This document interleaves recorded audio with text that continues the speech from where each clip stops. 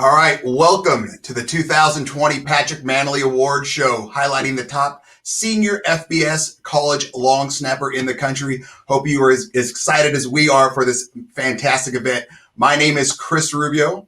I am here with several other people we're going to introduce in a second. We're just going to start the show here. We're going to have a great evening, afternoon, night, wherever you're at right now. Just wanted to talk a little bit how this award got started. Roughly 2 years ago, I was scrambling my brain. It was getting very upset, as I often do, because I was looking at other award shows such as a kicker award, a punter award, and I was just blowing my mind thinking, how could we have a kicker award and a punter award, but not a long snapper award? The award should obviously start with the long snapper due to the fact that they start to play for the kicker and punter. So I talked to someone. I called Kevin Gold. I said, Kevin, let's talk. We need to make this happen. Kevin, what did you say? We'll get it done. All you have to do is give me the word and we'll get this done. We'll be webcasting it in 2 years. And so from there, we came together. We said, who can we talk about this award with? Who can make it happen? Who does it deserve to have their name on it? And we both at the exact same time said, Patrick Mannelly. There was no doubt. He's an absolute legend in the NFL. So we called Patrick Mannelly, and he was agreeable. We said, Mannelly, you need to fill this void. And the reason Mannelly is the obvious choice is, number one, for those who don't know, he was the first long snapping specialist that was ever drafted by an NFL team just for that long snapping skill. And it's one of the reasons that I very affectionately, I call him the GLOAT, right? Not the GOAT, not the greatest of all time. He's the GLOAT. He's the greatest long snapper of all time. So it was an obvious choice to name this award after him. I would agree. So then we called Patrick. We had a great conference call. And Patrick, what did you have to say about the whole thing? Well, I was shocked and honored when you did give me a call. But first off, when you said, hey, let's start a long snapping award, I'm like, heck yeah, 100% on board. And like I said, when you said, hey, we're going to name it after you, shocked and honored. And it's a great thing. But we're here in year 2, and we have built this thing into, I think, where we see it going, which is exciting.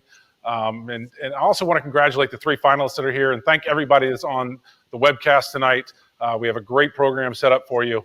But there's another reason why we're here. With Chris Rubio and Kevin Gold coming up with this idea of the Mannelly Award, I think if anybody knows Rubio, he's going to make it bigger, better, grander. And one of the ideas he came up with is says, hey, let's team up with a nonprofit. And we're here today right now at Bernie's Book Bank, and we've had this great marriage together with this great nonprofit. And Bernie's Book Bank is a nonprofit that distributes books to underserved kids in the Chicagoland area. And it has been a great marriage back and forth between the two of us. They have been very helpful for us, and I think we've been helpful for them as well. But honored to be here in their building in Lake Bluff, Illinois at the Bernie's Book Bank Distribution Center. But we got more to talk about here about Bernie's Book Bank. So guys, 3 finalists, you got to hold on for a second. We're here for you. But we got to talk about Bernie's Book Bank as well, and you're going to realize why. So I'm going to hand it over to Darren Utnick, who's the CEO of Bernie's Book Bank, and you're going to find out about this special place. Thanks so much, man. You bet. Appreciate it. I want to first thank the founders as well. It's great seeing you guys. Wish we could be here live together. We'll do it again next time. But I want to give you I want to take a couple minutes to just talk about what we do. As Patrick said, and he introduced it very nicely, our mission is very simple. We want to increase book ownership for underserved children, and we're laser focused on what we do. We want to distribute books that serve as mirrors so that the children can see themselves, but also windows so they can see a world of possibilities. And we're very excited about this award and this partnership. We use terms like we want to be your partner and not your charity.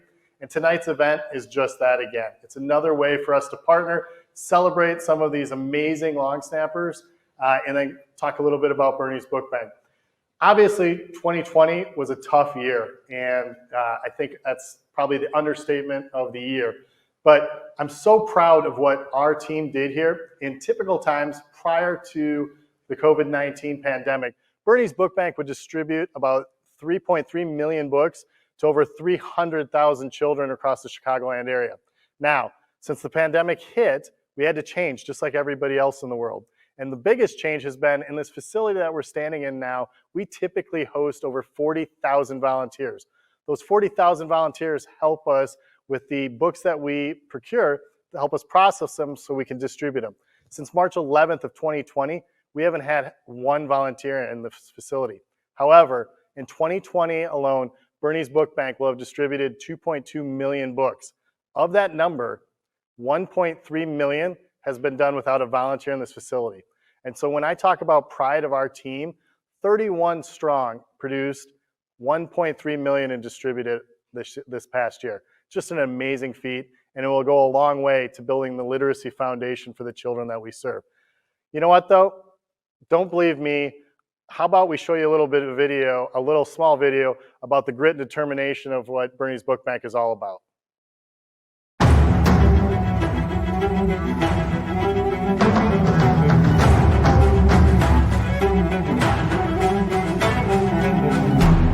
Born in a garage in 2009, but destined to become an American institution.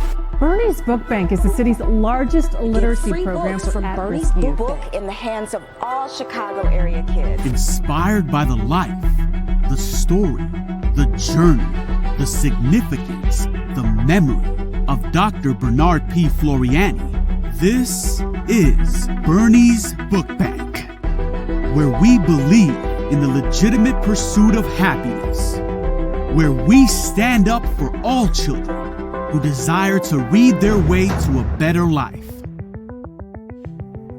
We are loyal warriors for literacy, with a sense of urgency, energy, edge, and a laser-like focus. We operate like a business and think like a brand. Building a children's book bank model that can be replicated in every major city in the country. We strive to be your partner, not your charity. We strive to serve 10 million at-risk American children each year with 12 quality books, 120 million books per year. We want these children to have a chance to pursue happiness. They need to own books. They need to become proficient readers. Together, all of us, all ages, all abilities, achieving significance at the highest level for the most noble cause. This is our history, our present, our future. We are Bernie's Book Bank.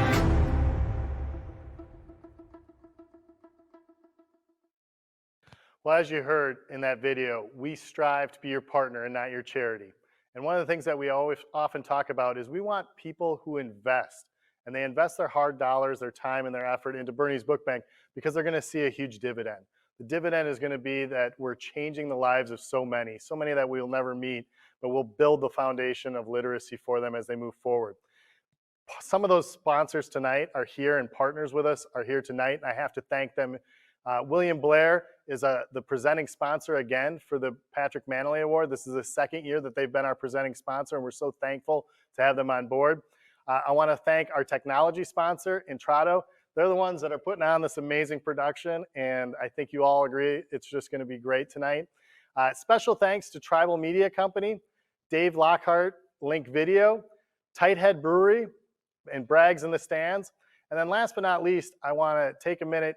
2020 was a rough year, and so we decided we want to add a little fun with it tonight. And so you see that we're dressed a little bit differently. You saw the founders were dressed a little bit differently. We don't have our suits and ties on, but we do have these awesome shirts. And I want to thank our sponsor, Obvious Shirts, for these long snapper dedicated shirts. You can go online right now on Obvious Shirts and check them out. But they're going to be they're amazing, and they celebrate. There you go. They celebrate these amazing student athletes in the position that it is. So. Now, let's really kick off the program. I want to, the old saying, you don't know somebody until you've walked a mile in their shoes.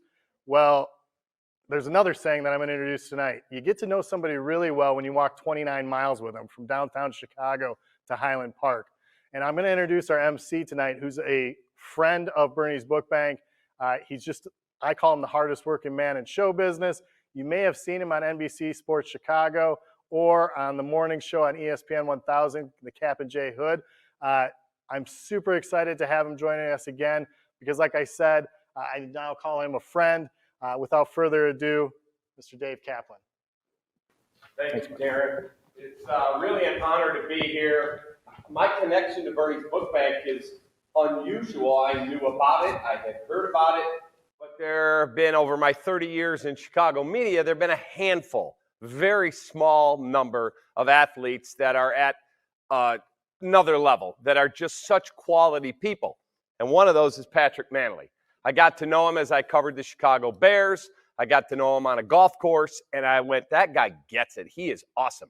And when this award was founded, he asked me if I would come here and be the MC. Incredible honor. So my wife and I were here last year with Peanut Tillman, who will be in the Hall of Fame someday. Olin Kreutz will be in the Hall of Fame someday. And I got to meet Darren. And it was a great night, and some money was raised, and we gave out Long Snapper of the Year. And then during the year, I made an innocuous comment on my radio show where and I'm a Cubs fan. I broadcast for the Chicago Cubs for 25 seasons.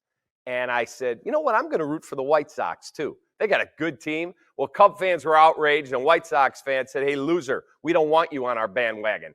So I decided to do this. I called it a unity walk. We named it Walk as One Chicago. And I wore a jersey that was half Cubs, half White Sox. And I thought, why can't we all, in this awful time we live in, where you like that guy, we hate you, you hate that guy, we hate you, let's all come together and just have some unity. And so we did Walk as One Chicago.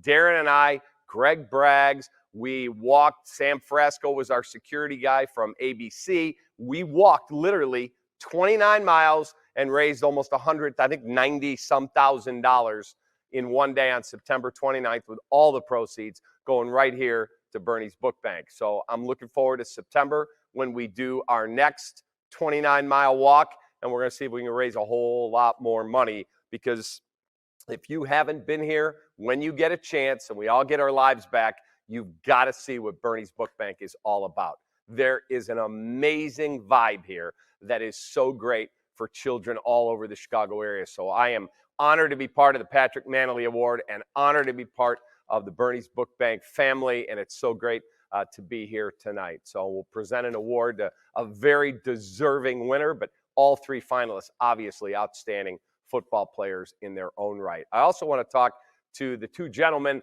that founded this award, that made that call to Patrick Mannelly, and it's Chris Rubio is there, as well as Kevin Gold. And I wanted to ask you guys a couple of questions. First, Chris, when you heard there was no Long Snapper of the Year award, how aware were you of that guy, Patrick Mannelly? Because I don't think people realize he played more games in a Chicago Bears uniform than any player in the history of the franchise. That's Walter Payton or Sid Luckman or Dan Hampton or Dick Butkus. You can name all the Hall of Famers you want. That guy played in more games than anyone in history. Pretty amazing. Absolutely amazing. I actually knew very much of Patrick when he was at Duke. I was at UCLA also being a snapper, and now I run Rubio long snapping. So I'm constantly engulfed in the world of long snapping, and anyone who has ever seen a human being snap a perfect ball upside down and knows long snappers knows the Patrick Mannelly. It's an obvious choice, and I had heard from so many people that not only is Mannelly a phenomenal long snapper, obviously the stats are there, but he's just as good a human being. And I remember our first conversation on the phone, I said, it's an honor to speak to you, Mannelly. And he says, actually, Rubio, it's pretty much an honor to speak to you even more as well, just for all that you've done for long snappers and long snapping community. So that, yeah, absolutely knew him.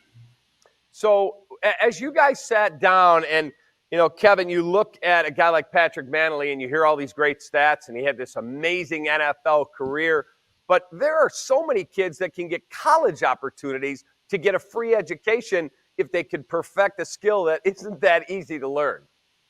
Yeah, absolutely. And first, let me explain why a 5'6" kid who can't even grip a football is talking about long snappers. My role is I'm an attorney and I'm an agent, so I've been representing long snappers for about half my life. And the amazing thing is that when I started, my very first client was a long snapper. It was right around the time that Mannelly was drafted. And what happened was this unique thing in the NFL where traditionally NFL teams would use an offensive lineman or a tight end or a linebacker to snap. They started to use specialists, and Mannelly is at the forefront with that. Well, I started a website, longsnap.com, to kind of bring attention to these unsung heroes. And I almost noticed since the late 90s when Mannelly entered the league, we've seen this progression and illumination of the position. There's now a Pro Bowl spot for long snappers. They get invited to the NFL Combine, and it's trickled down to colleges where Alabama in particular is a school that will always offer a 4-year scholarship to a long snapper. So it's great to see kind of the progression of the true specialist, and Mannelly was really at the forefront of that. I remember when the NFL draft that year was held, and I went, we drafted what? A long snapper? And it turns out it was one of the great picks the Chicago Bears have ever made. Guy had this lengthy career, and I remember one of the first times, he won't remember this, that I got to interview him. I said, how should we know if you're any good at your job? And you remember what you said to me? You better not recognize me. You shouldn't know I was even on the field. It means I did my job and you didn't even know it. And I thought that was such a great answer. And here he has this amazing career. But the other thing that's really cool is that you guys partnered through Patrick with Bernie's Book Bank, which is going to impact so many lives as we get kids' books all over. Chris? Absolutely. I mean, last year when we were able to go visit them, it was just amazing. You just walk around with your mouth wide open and your eyes open and just taking it all in and just think, oh my gosh, look at all the great things these guys are doing for all the kids throughout this area. And I know it just keeps spreading and spreading and spreading. And if you ever do have a chance to go visit them, or obviously just go on their website as well, you definitely need to check out Bernie's Book Bank. Yeah, Bernie's Book Bank is something near and dear to my heart. And as I said, we did that amazing walk, and Darren and I are looking forward to it. But next year, I've got news. Patrick's agreeing he's going to walk the 29 miles with us. Once I get my new hip. Yeah, exactly. When he gets his hip replaced. Guys, any other thoughts before we meet the finalists for this great award? Well, the best thing I can say is, as great as long snappers are and as perfect as they are in their jobs, they're also incredible people off the field. Mannelly is the same way, but as you'll see about our 3 finalists, they're all incredible athletes, but also incredible people off the field, as you'll see. Chris? I would agree with that sentiment 100%. I know all 3 of them. They're all obviously tremendous long snappers, but they're better people. All right, guys, thanks again. We need to meet the finalists for this award. 3 great finalists from 3 outstanding football programs, and then someone is going to be named a Long Snapper of the Year, the Patrick Mannelly Award. And we could start with our first finalist from Georgia Southern. It is Ryan Langen. Ryan, congratulations on being a finalist for this award. Our second finalist will be Thomas Fletcher from the University of Alabama. And our third finalist will be Damon Johnson from the University of Southern California. And can I get a chance? We're going to talk with Thomas first. Thomas, you ready to talk?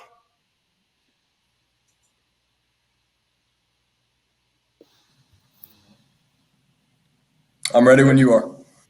Thomas, so tell me about your emotions being a finalist for an award like this, because prior to this award being created just a couple years ago, long snappers really lived in obscurity. They were anonymous unless they made a mistake. What's it like to be a finalist for this award?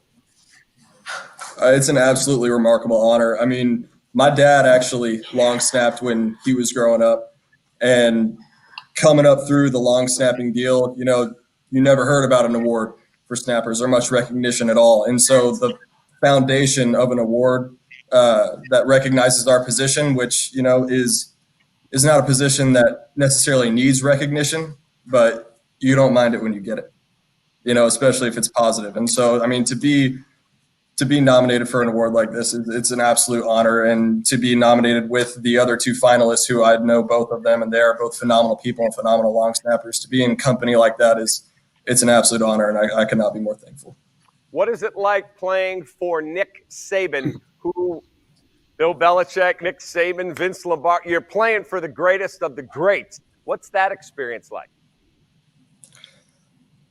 The experience to, you know, that my decision in coming to the University of Alabama was based completely off of what type of a person was Coach Saban going to turn me into? And he was the only coach when I went through recruitment that talked about that.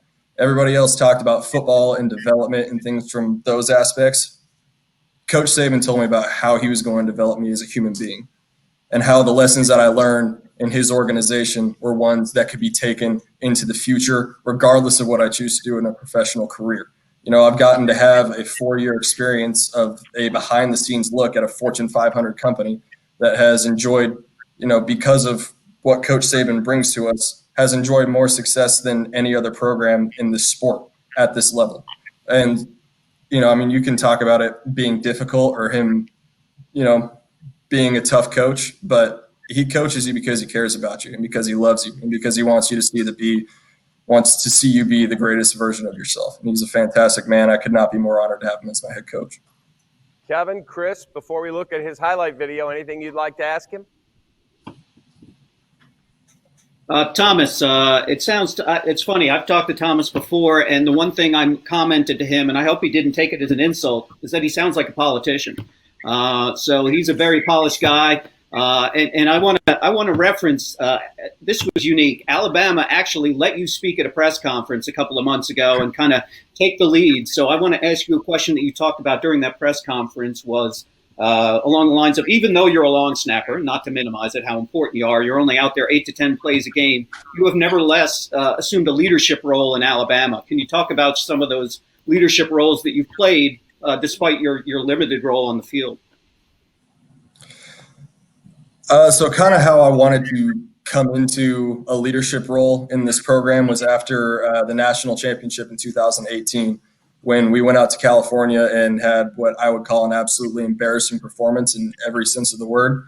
We lost 44-16, and it was because we didn't show up to play, just in all reality. And I was standing on the sideline during that game and felt absolutely helpless. Like, there was nothing that I could do. I couldn't go on the field and do something miraculous, like make a miraculous play, put points on the board, make a miraculous play on defense and stop the other team from scoring. And in the days following that game, just in self-reflection of figuring out what could I do different to keep this from ever happening again. And I realized that while I can't do something miraculous, I can have a positive effect on the people that can do miraculous things. And so I took that idea to Coach Saban in the weeks following that game, and kind of got his blessing to go ahead and try and take a leadership role. And part of being a long snapper is not everybody's going to take to leadership. Not from it doesn't really matter who you are, but especially when you're a long snapper, there's just some guys who aren't going to accept it, and that's fine. But the people that I have rapport with on the team, I think absolutely respect and appreciate it. And, my heart's in a place where all I want to do is help us win games and help us be in the best possible position to be successful. And not just for me, but for the guys that I play with and the guys that I'm around every day. Chris? Yeah, Fletch, you've had obviously some great success at Alabama on and off the field. You've got degrees, all that good stuff. What's been the most surreal thing that's happened to you on or off the field where you just kind of stood back and go, wow, this is like really happening over the last 4 to 5 years? I actually have a very fun – it was my freshman year, and we were playing in the national championship against Georgia in Atlanta. And we, as all specialists know, you come out about 10 minutes before the rest of the team while they're still in the locker room. So you can go snap and kick and hit kickoffs, because you don't really get a chance to hit a lot of kickoffs during pregame. You can hit open field punts and that type of deal. And I went to walk on the field, and this guy in a suit put his hand in my chest and was like, "You cannot be in this zone right now." And I was an arrogant little freshman kid. I was like, "Who are you?" And tried to walk on the field again. He did it again, and I was getting upset. I'm like, "Dude, we're about to play in the national championship. Let me on the field." And then you start hearing the Commander-in-Chief song, and the president came walking out on the field, and the guy pointed up at the circle scoreboard in Atlanta, and there's a sniper pointed at my face. And that was kind of welcome to football moment. And then next thing you know, Zach Brown Band is out in the middle of the field playing the national anthem, and you're looking around I dreamed of moments like that, but I never never dreamed of that specifically. So that was a welcome to the world, kid. All right, let's take Very a good. look at your highlight video in your days at the University of Alabama.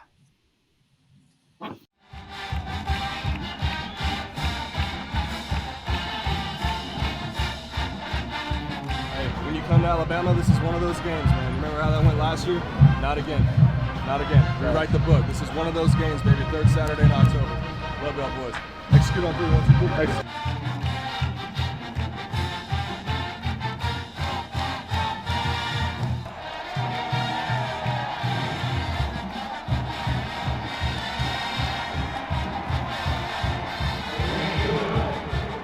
You've been here 4 years. What is it like being the long snapper on Alabama? I could not imagine playing any other position here, man. I absolutely love what I do.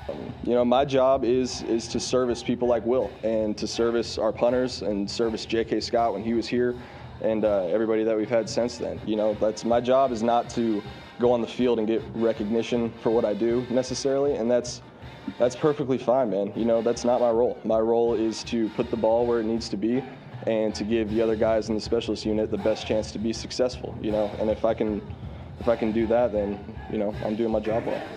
One last ride, baby.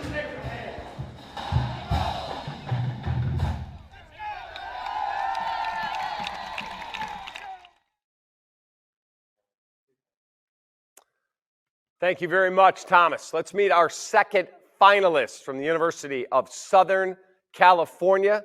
The USC Trojans, one of the top programs year after year in the country. And let's meet Damon Johnson. Damon, congratulations being a finalist here for the Patrick Mannelly Award. What are your emotions tonight when you hear 3 great programs, 3 great players, and you're one of them? I'm just blessed to be here. You know, it's been a crazy year, a lot of ups and downs because of COVID, but I'm just grateful, and I'm honestly just excited to be a part of this night and be a part of 2 great snappers and people. To be in a program like USC, there's been some amazing players that come through there, and they always say, "We are SC." What does that mean? Well, that's a great question. We are SC means there's a tradition. You know, it's something that, you know, we hold close to us. You know, there's a reason we don't have last names on the back of our jerseys. You know, we are SC. You know, we're the people who played before it, and we play for the people behind us. So just to be able to be on that team and be able to do my job the best I can, and it's just a matter of being almost be like a perfectionist, and you know, that's it. We are SC. So, as Patrick said to me the first time I ever got to interview him, if I do my job, you shouldn't even know I'm out there. Do you agree with that? Absolutely. You know, we take that as specialists at SC. We take that very closely. You know, we go out there and do our job. We call ourselves the SEAL team, you know, because we go in there, do our job, and get out, and no one notices. So, you know, I've always been kind of a guy that doesn't really, you know, get in the limelight a lot, and I'm good with that, being a specialist. And even more importantly, being a snapper, I just take every snap by itself and being okay with doing my job, and that's it. So, Chris, Kevin, Chris, you want to go first? Yeah, Damon, obviously, congratulations. It's a little bit hard for a former Bruin to wish congratulations to a Trojan, but you got to do what you got to do in this time. So congratulations on that. Same question, man. What's been the one surreal moment that you've had? You've had some big games on or off the field in your last 4 years at USC.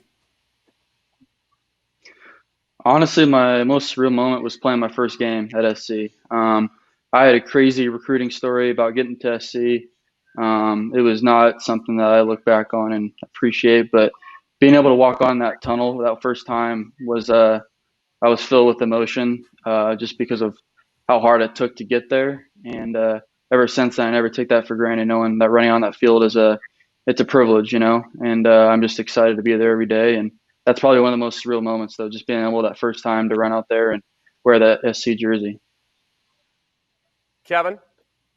Yeah, I had a question. Obviously, I talked to a lot of college snappers this year, and this was a challenging environment. It was tough for us as the committee as we tried to navigate COVID and doing a watch list and trying to watch everybody's film. I wanted your perspective as a player. How difficult was the challenge of dealing with COVID and having a shortened schedule and having the testing regimen? How did you manage all of that? Yeah, this season taught me a lot about, being able to adapt to whatever situation gets thrown at you. We got told at one point we're even going to have a season. And then we had a season, and then we had a condensed season. So it always changed, and having to adapt to the new obstacles they threw at us taught us a lot. As a player, it was different, but it also taught us a lot about, how valuable this sport is. I mean, we looked back on week 5 and you realize that we're playing a sport in a pandemic and how blessed we are just to be able to put up the pads and play. So as a player, it was a surreal season, very shortened, but it taught us a lot about football and life. Hey, Damon, before we show your video highlights, good friend of mine went to SC, and he said to tell you those that can't get into SC end up at UCLA. Is that accurate? Always.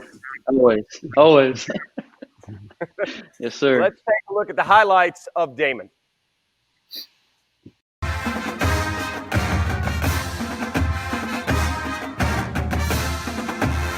Congratulations to Damon Johnson for being a finalist for the Mannelly Award. I could not think of a better candidate. With snapping, you don't really need a field goal post like Chase would. So me and my dad got really creative. We tied a tire to a tree branch, and I would snap through that like a quarterback would. So I just had to find ways to find targets. Sheer determination just to get his job done and perform his role for the team that is really what separates him. Working with Damon through the course of this past year, I want to second the belief in the Patrick Mannelly Award, the honor that he's up for. How he prepares himself for football and how he applies himself for football, but also how he applies himself to schoolwork and staying on top of that. And I think that really allows him to perform because he ticks every box. You always want your deep snapper to always provide peace and sanity and calm and be perfect. Never to have his name recognized on TV or in a game. And that's what Damon does. He's a tremendous leader, has great work ethic, and on a personal note, he's helped me transition into a D1 program as a true freshman junior.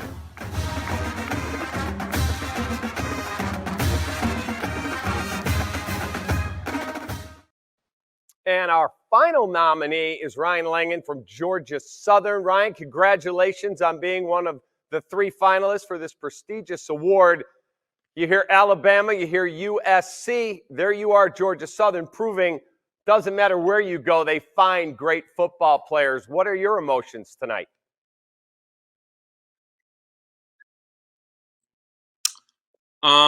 Man, it's an honor to be acknowledged for such a prestigious award.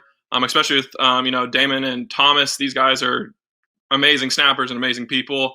So I'm very honored about that, and it's nice to know those guys being P5 that G5 is right there behind them. So as you look at the mechanics of being a long snapper, when did you fall in love with that position? How did you cultivate your skill set to get to this level to be one of the 3 best in the entire country? I have a pretty crazy story. I actually didn't learn how to long snap until going into my senior year of high school. So I was fortunately taught by a previous Rubio long snapper, Gabe Miller. So he taught me my senior year in high school, and then I just went to a couple of Rubio camps and went on from there. And then when I got to college, I just worked my tail off at Georgia Southern and, strived to be one of the best and just kept working each and every year to get better at the little things. You excited for that national championship game on Monday night? What do you think? Alabama, Ohio State. Hey, roll Tide, baby. I know Fletcher's going to do it, and hope they, take it home. So probably the right answer. Chris, Kevin, you guys have a question? Yeah, Langan, tell everyone, I don't know how many people know, you came from a very, very, very small town. How was it? I think your first game was against Auburn when you played, and wasn't it like over 100,000 people? Tell us about that experience, because start off with how small your town is, and then your first game. So I'm from Cedar Rapids, Nebraska. I think, last time I was home, there was when I saw the town population, it was about 300 people. It could be less now for all I know. I haven't been there for 4 years, but graduated with 19 kids. I played 6-man football. A lot of people don't even know what 6-man football is, but it's really fun. Then got recruited to go to play at Georgia Southern, and man, what an honor to start, your first collegiate snap at Auburn. And it was just memorizing. I mean, it was just going from about a couple hundred people at a game to 90,000+ staring at you, was something unreal. Kevin? I think in 6-man football, doesn't the snapper snap the ball to himself and then he goes and punts it? I think that's how 6-man football works. But Ryan, you've got to be proud today for being here, and also what happened earlier today. And it kind of underscores the importance of specialists, the long snappers and the kickers, because I'm pretty sure a guy you used to play with had a pretty good kick today, pretty big kick for the Buffalo Bills. Do you want to talk about your relationship with him and how proud you are of him and his success earlier today? Well, so a little backstory. Tyler Bass was my roommate for 3 years. So I got to really, to get to know him personally on a good level. And man, he is a great guy, man. He pushed me to become better. I mean, talk about competition. The man probably could have played cornerback. He was so quick. So, being on the field with him, you're always, trying to keep up with him. So he pushed everyone. He was a really good leader. So, I strive to be just like him. So, I took the leadership role this year. So I try to push all my guys, to just be as good or better than me. It was an awesome time, and especially to see today, I got to watch the game, and man, I got the chills watching that go in, for 54 yards because, man, and it was a beautiful snap. Started off, and I'm glad he could finish it out. Congratulations again. Let's take a look at your highlight video from your career.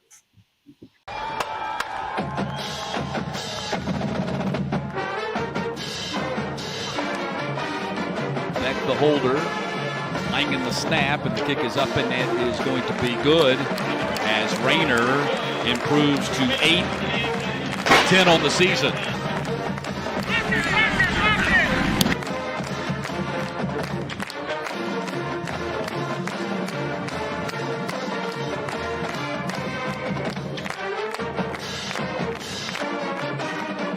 .41-yard attempt for Rayner, his first attempt of the year, and he got it.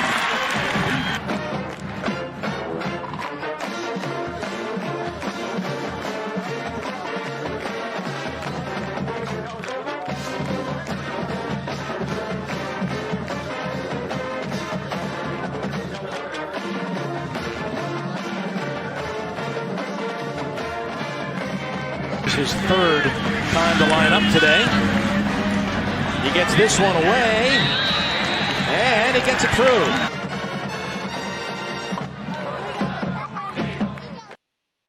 And that is the list, the 3 finalists for the prestigious Patrick Mannelly Award to the best long snapper in big-time Division I college football. I'd like to bring Patrick up. He has the envelope.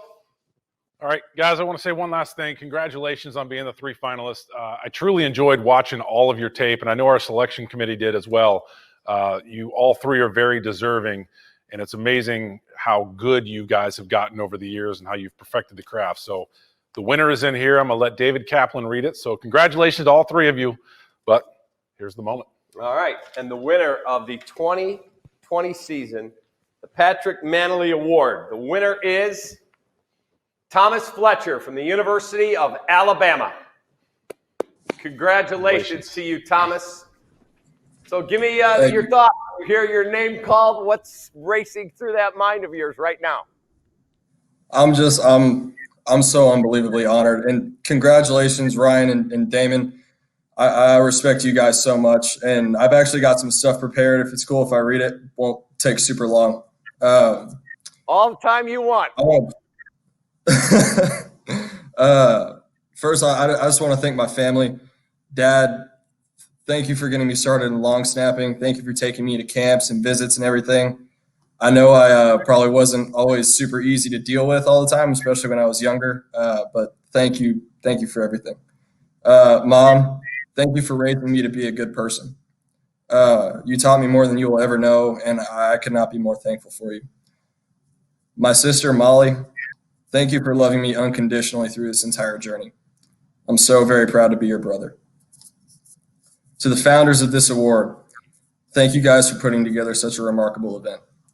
To Kevin Gold, I have nothing but the utmost respect for you, Kevin, and if anybody watching this has not checked out longsnap.com, there is no better source of information regarding our craft at the highest level. If you want any information on NFL long snapping, I very, very highly recommend that you look at that. To Chris Rubio, thank you for everything that you've done for me, man, both as an instructor and as a mentor. Rubio Long Snapping is by all means the world's #1 authority on long snappers, and I could not be more proud to be a product of your training. Thank you. To Patrick Mannelly, man, I really wish I could have met you in person. I loved watching you do what you do. I know that you're a big golfer, and hopefully we can do that one day. This award could bear no greater namesake. I'd be lying if I said I didn't absolutely idolize what you've accomplished in this sport, and I'll forever be honored to have been the recipient of this prestigious award. To Bernie's Book Bank, thank you guys for hosting such an incredible event. I cannot think of a better way to present this award than for it to be accompanied by the promotion of literacy for people of all ages and all different backgrounds.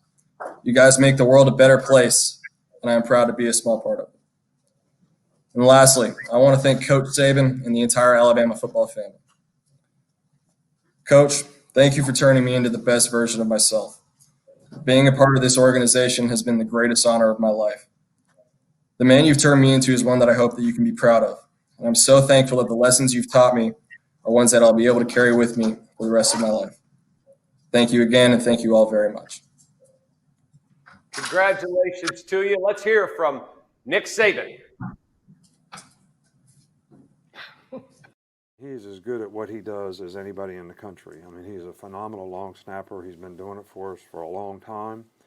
But you say they go unnoticed, but here's a guy that's a long snapper that's one of the leaders on our team and is respected as a leader on our team and has a tremendous impact on other players because of the type of person he is, the kind of character that he has.